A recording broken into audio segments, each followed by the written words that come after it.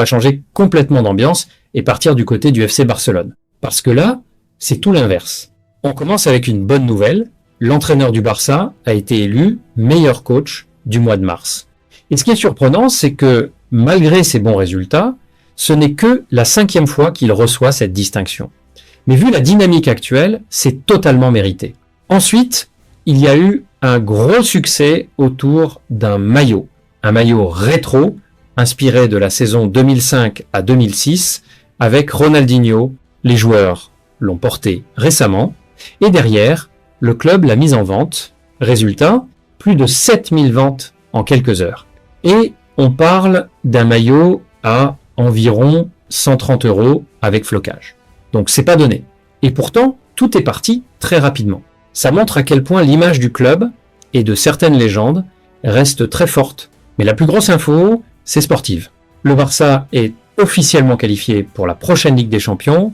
Grâce aux résultats en championnat, ils sont assurés de finir dans le top 4. Et ça, après 29 journées, c'est une très grosse performance. C'est même la 37e fois de leur histoire qui se qualifie pour cette compétition. Donc on est sur un club qui retrouve clairement sa stabilité au plus haut niveau. Et quand on regarde les performances individuelles, il y a un joueur qui sort du lot récemment, c'est Gérard Martin. Personne ne l'attendait à ce niveau-là.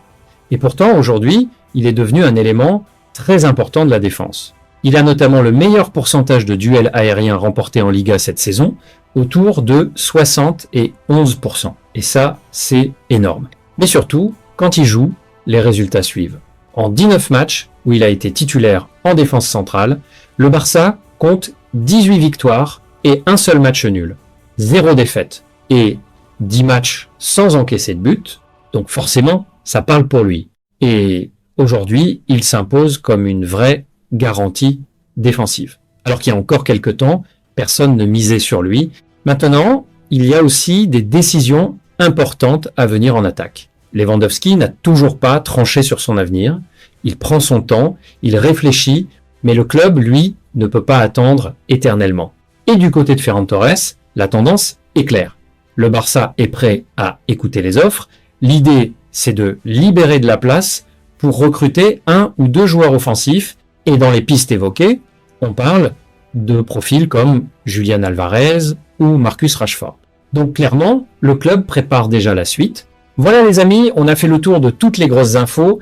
Dites-moi en commentaire ce que vous en pensez, surtout sur le cas Mbappé et la situation actuelle du Real Madrid. Et si vous avez kiffé, vous connaissez, le petit like, ça aide toujours. Et on se retrouve très vite pour la suite.